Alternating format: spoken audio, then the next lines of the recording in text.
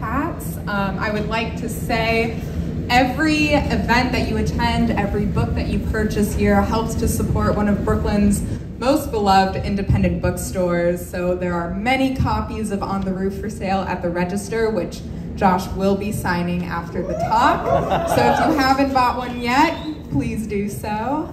We also have prints for sale tonight. So if you're interested in purchasing any of those, please see myself, Josh, or our wonderful gallery director, Olivia. So before we start, I'm just gonna do a quick introduction. So Josh Katz, the one and only, is a photographer, photography educator for Canon and Adobe, and is a sponsored skateboarder living in Brooklyn, New York. He was recently profiled in the New York Times for his work as the Downtown Alliance's Explorer-in-Chief.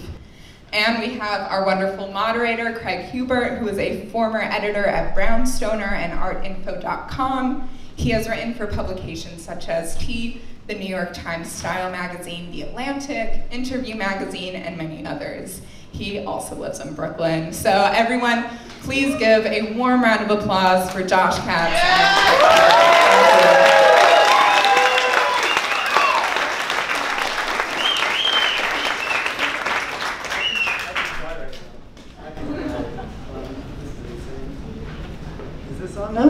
Okay, here you go.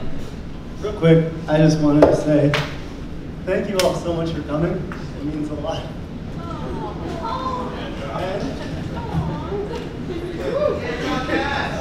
This is insane, and I feel very lucky, and it means a lot that you guys have chosen.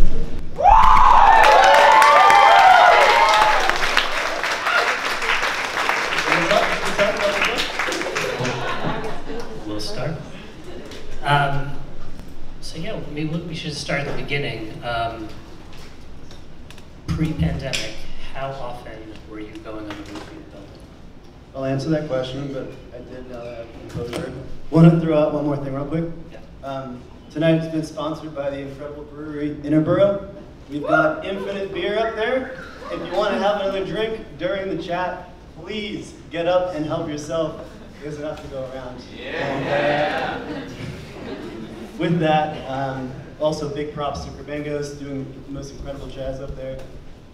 Isabel is our bartender. Please tip her. And yeah, answer your question. Yes, pre-pandemic. Yeah, so truthfully, like not that much, but the roof was always, when I toured this apartment, the first thing I asked after seeing was, all right, well, let's see the roof. And I actually ended up meeting some of the people who became paramount parts of it, like the pigeon fanciers, Bill and Rick, who were up there already. And very graciously, you'll see him in this photo, they gave me a tour of his pigeon coop on the day I was a prospective tenant. So I already felt really welcome, but of course when the desperation of quarantine came in, it became a lot more frequent. Right, so when did you first decide to go on the roof, and when did you first decide to start taking pictures on the roof? Yeah, so I actually went into quarantine a little earlier than the rest of New York because my roommate ended up getting COVID pretty early, before we knew what COVID really was. So right as the city was coming into lockdown, we were actually getting out of our own little lockdown. So I decided to see if I could get up on the roof to get some outside air for the first time in 10 days. I had to jimmy off these hatch locks, and immediately I'm like, oh, this is what we need. So I invited up the neighbors to join, just so they all knew that we had roof access again. And that first night, when we were all hanging out, just having a wonderful time, social distancing of course, but having what felt like the most normal moment in already a decent amount of time, I knew like this is something special and everyone is taking part of this, and this needs to be a series, and I set my intention right there, and it started the next day. And was there sort of a moment, a shot, a subject, something that sort of encouraged you early on to keep pursuing? You know, you had the idea, of course, but from there, what was it being on the roof that sort of helped you keep going? Yeah, well, it was really just full steam ahead after the first day.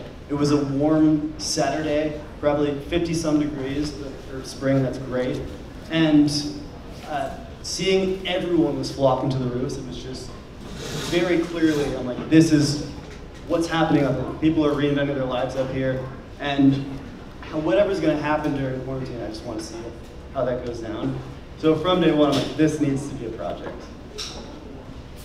And how were you envisioning the project in terms of photography? Were you thinking of it as portraits? Were you thinking of it as street photography? Were you thinking of it as documentary? Sort of, how were you envisioning sort of the visual aspect? Mm-hmm. Well, I think the project started with like a huge street photography ethos of look at all these people, plenty who are too far to talk to. I'm just going to take their photo, kind of barge it, and see what happens, deal with the repercussions later.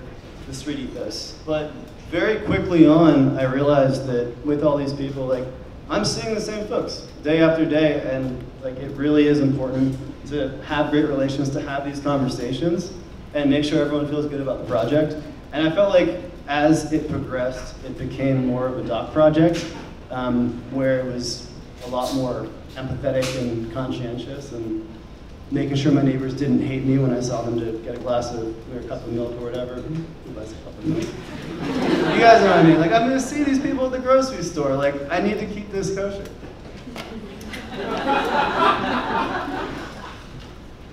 In terms of interacting with the neighbors, you know, one of the things I found fascinating about the book when I first took a look at it was that it seems to really be a collaborative process. You know, there is a conversation happening in all the photos with the neighbors. So I was sort of curious what that process was like and maybe how it evolved throughout the project itself.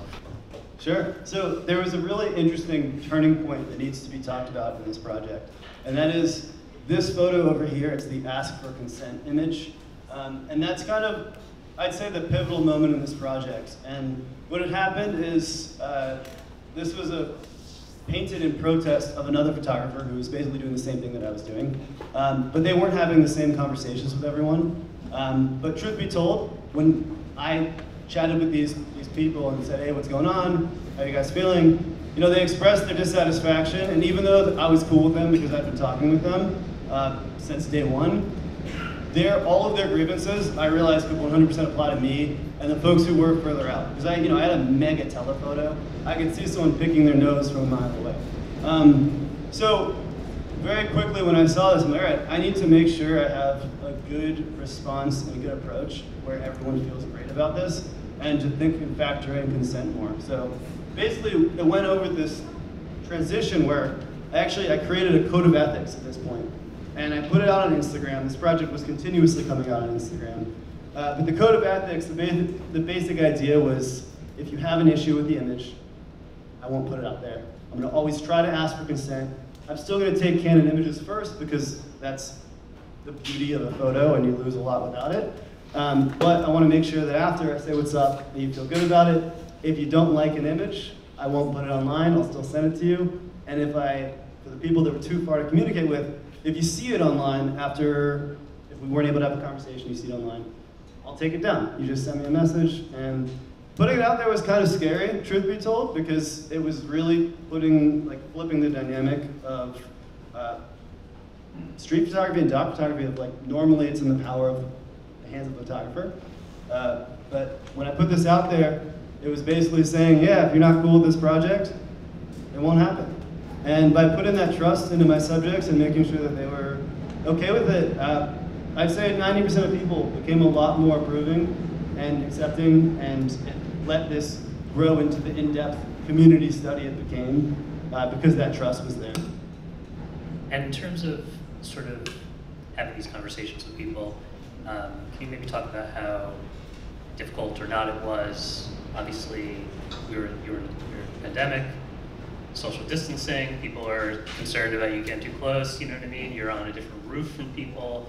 There's all this distance built into the project. I'm curious how those conversations went when you're maybe explaining this to people from, 50 yards away or something.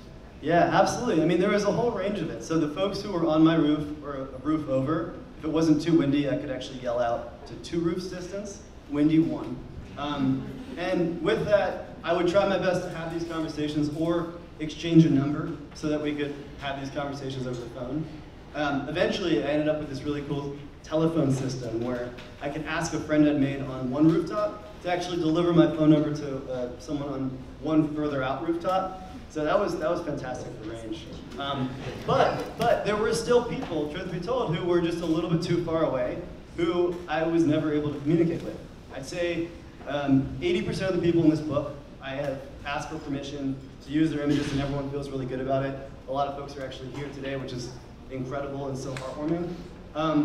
But there are a few folks who were just a little bit too far away. A good chunk of them are silhouettes or like barely bodies.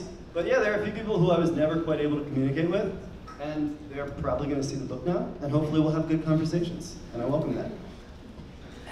Has anybody that you photographed but weren't able to speak to sort of found it before today and spoken to you, or have you heard from people since? Absolutely. So what would happen is I put it on Instagram. This project was not like finish the project and debut it in the world the way typical art projects are. It was continually iterative, and it was ongoing throughout the pandemic. I was posting this on Instagram and getting people's feedback, which was really fascinating because like people could react to it, and if it went in a bad direction, that would lose people's trust. So it had to, it was a delicate balance. And there were some folks who weren't okay with it. They didn't like it, and I said, I will never take your photo again. No disrespect, of course. Yeah, it was really just listening to people and trying to be respectful. In terms of, just broke the chair. In terms of Instagram, I was curious, when did that come into the project? Was that always from the very beginning you were thinking about doing this as sort of a live project, for lack of a better word, or is that something that you started taking pictures and thought that this was maybe a way to get it out in the world? Yeah, I mean, I never envisioned this. This is nuts to me, and I don't want to take it for granted for a second. Yeah, I mean, it started as an Instagram project. I'm like, this is kind of cool, let's do it. And I mean, this is an absolute dream come true, so it's cool.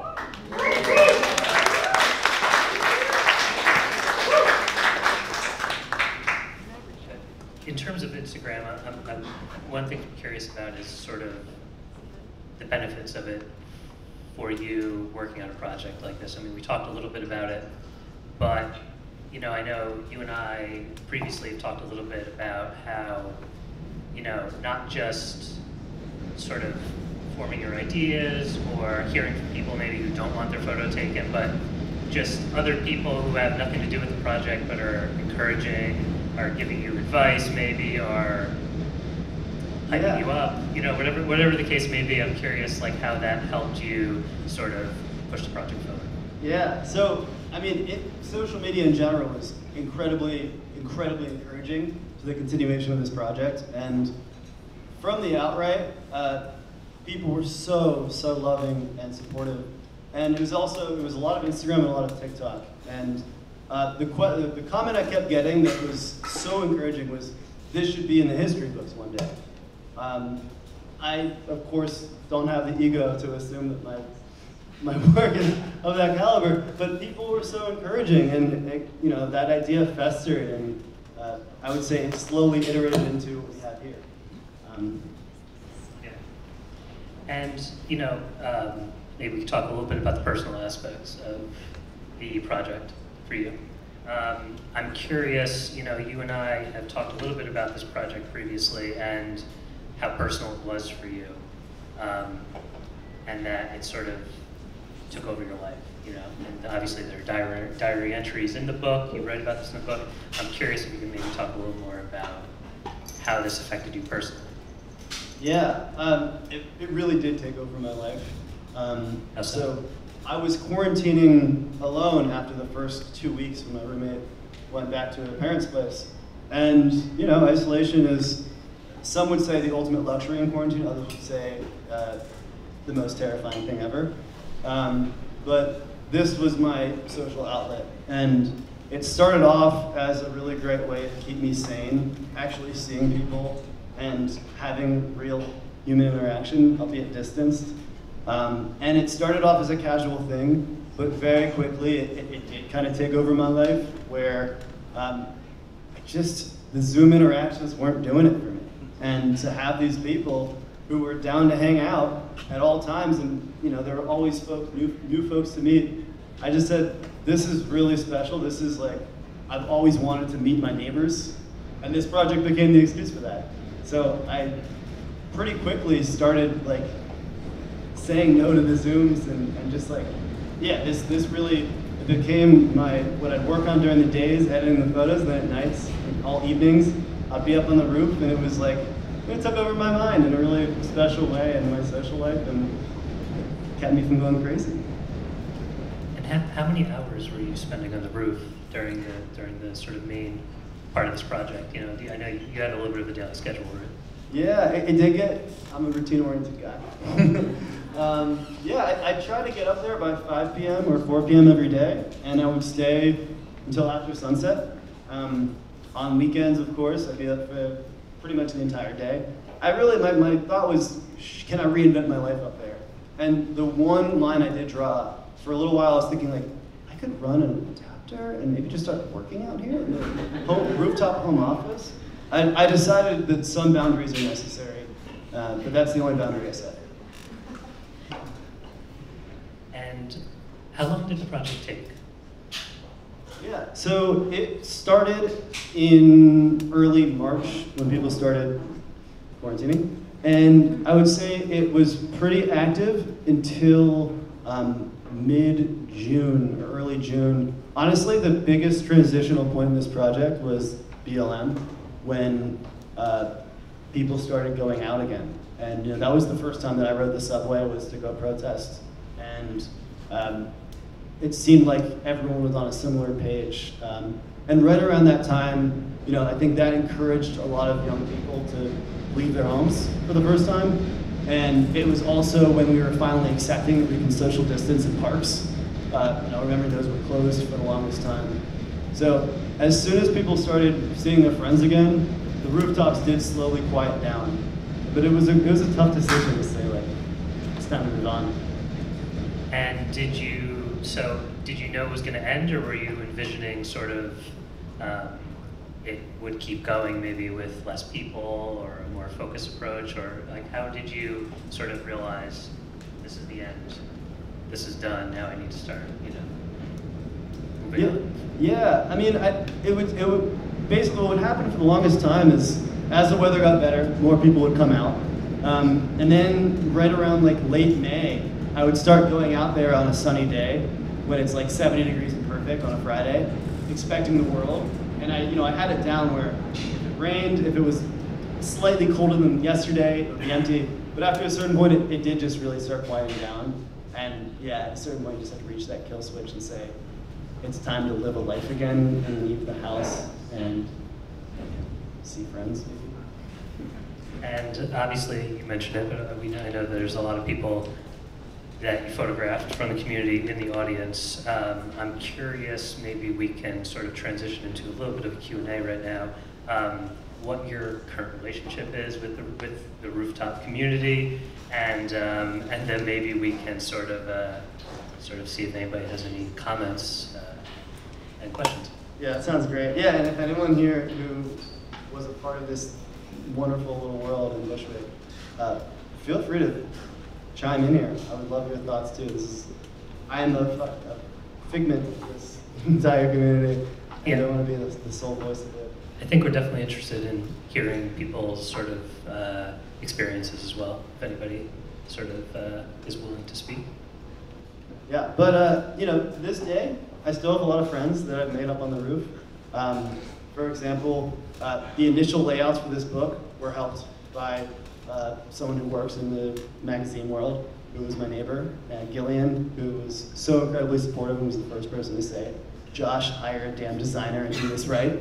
And then we have the gallery manager tonight, who was also a neighbor at the time. We have the band here, was also, they're in the book, Jake Strauss, incredible musician playing bass.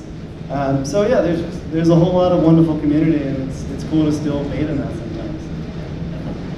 Well, maybe we can sort of turn it over to the audience and see if anybody has any questions. I don't know, should we pass around the mic? Yeah, that sounds great. Molly, or yeah, here. Noah. What's going on, man?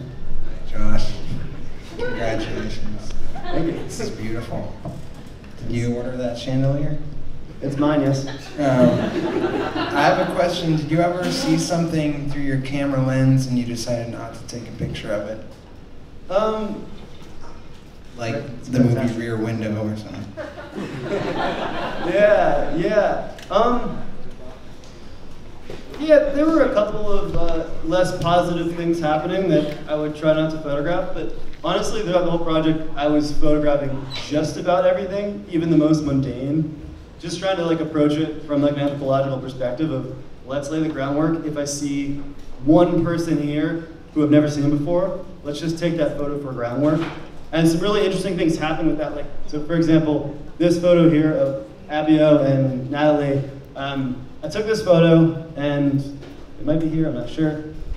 But as I was going through my archives, I noticed I actually had 3 other photos of other couples on dates or in romantic body language positions in this exact spot. So you'll see there's like a quadruple layout in the book.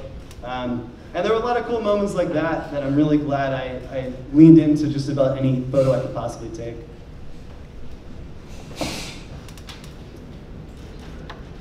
Does anybody else have any other questions? I want to take the microphone.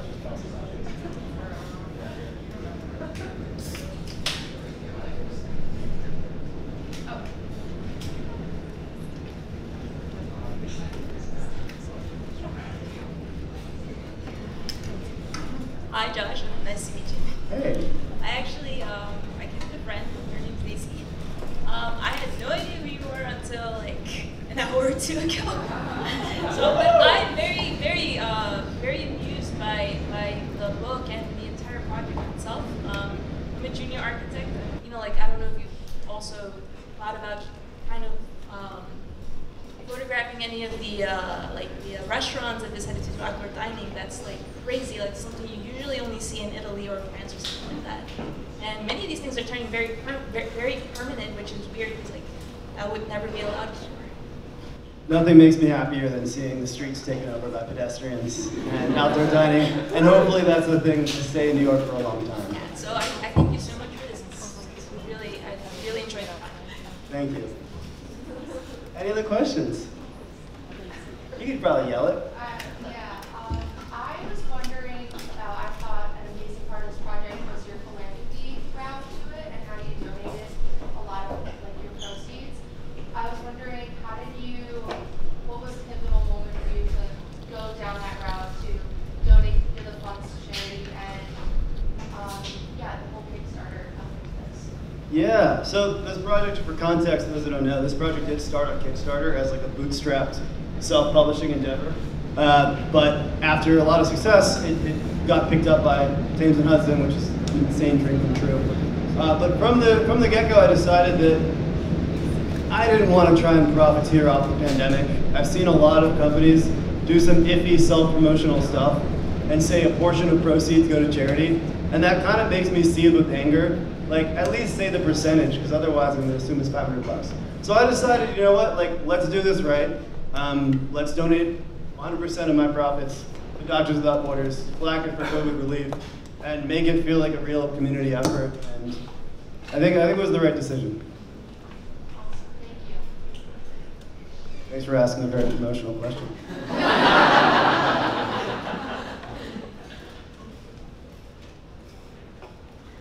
Should we send a mic or you want to yell? I can yell. Other than the sign of asking for consent, is there a time when you were met with like hostility or that you felt like someone might beat you up?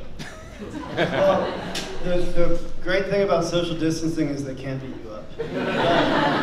No, absolutely. I mean, like, for all the people who were thrilled and supportive of the project, there were a few folks who didn't like it, and I respected that. So, you know, I have been flicked off. I have been told not to photograph. You know, there have been some fuck yous. Like, that happens, and I'm totally okay with it.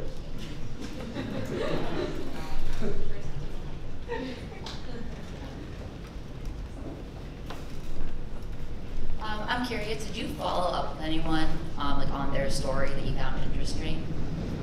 Yeah. Photographing them? Yeah, absolutely. I mean, I try to stay in touch with just about everyone, honestly.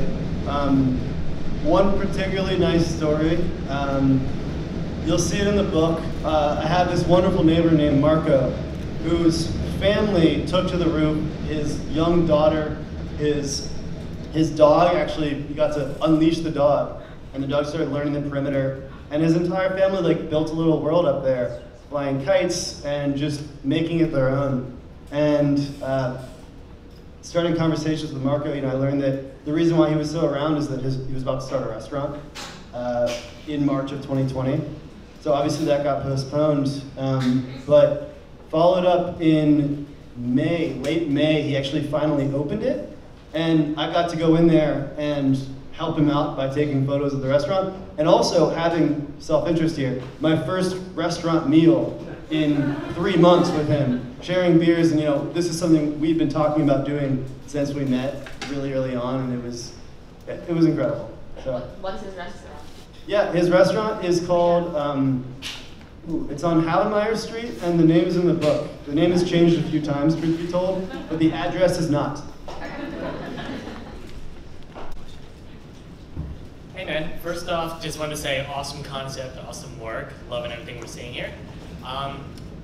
Question for you is, as New Yorkers, I feel like most of us probably think we've seen everything, just because it's such a crazy city and a ton of crazy people in there, but was there ever a moment while you were shooting from rooftops that you saw something just completely out there, like, am I really seeing this right now? Did anything actually shock you?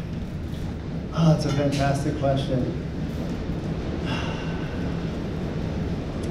You know what? On my birthday, I did get to see a balcony turned into like a drag show runway. And it did actually turn out that it was their birthday as well. So we were celebrating co-birthdays, which was wonderful, and they had, I'm not even gonna try to describe it, but they looked beautiful, and they had some very short dresses on, very revealing dresses, and they were doing a lot of kicks. So that was a shocking thing, but we've all been to drag shows, so. Can anyone be surprised by anything if you live in New York? And let's take like 2 or 3 more questions, and then I want everyone to grab a drink and hang out.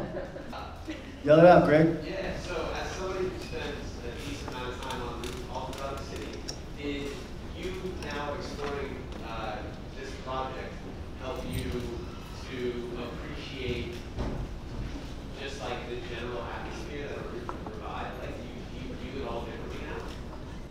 Yeah, you know, one of my... We have some conversations about this, but I just wanted to know. Absolutely. I mean, I have a great deal of respect for true rooftopers who actually take the real risks. Throughout the entire project, I did wonder, am I ever going to be taking a really important photo and just taking too many backward steps with my face in the viewfinder and just fall off? So like, I'm happy to have survived what is objectively a very safe roof, and it only makes me have more respect for people that actually, you know, go to the dangerous ones. I'm not that loud. I'll try to scream. I remember seeing your YouTube videos when I was really young, trying to say I'm from Texas, sadly. And I was seeing your videos on NYU, and I feel like a lot of your content was kind of New York centered, and obviously this is a truly New Yorker experience. So, do you think all your work, or this piece specifically, is gonna kind of like make you just focus on New York as an art medium now, or do you think you'll branch out to other cities or atmospheres? That's up to the Amazon reviewers to decide. All right, should we take one more question and then call it? I'm wondering what, if anything, you've worked on since this project, and what's next, if you know? Yeah, well, I've been told that it's bad luck to talk about my next projects, but I spent 3 months living in downtown Manhattan and exploring that world, and what this project has introduced me to is that I love to hunker down and see what happens if you just patiently explore a small area. And hopefully, the goal is that this will get me into some interesting places where I can do this some more. I have some ideas, and I'm not going to talk. But hey, thank you all so much for coming out. Grab another drink, please. I'm going to be over there signing some books. We also have, we're going to have a little after party at Evil Twin, 2 blocks away at 9. And is there anything I'm forgetting? I would just say, please buy a copy of the book. Again, he'll be signing them. You can't get that deal if you buy it on Amazon, so please take advantage of this. And everyone, just please give such a warm round of applause for Josh Katz.